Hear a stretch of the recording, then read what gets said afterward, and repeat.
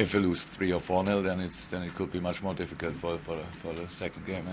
So yeah, he kept us in the game. That's how it is, and but it's his job, and yeah, I'm not too surprised, honestly, that he's able to do it. But actually, if a goalkeeper has to make saves like this, something else is wrong in the game, and that was our problem tonight.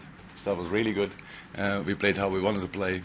If we would have done this for 90 minutes, then it would have been very difficult for Southampton to cope with it. But after we conceded 1 goal, obviously the game changed.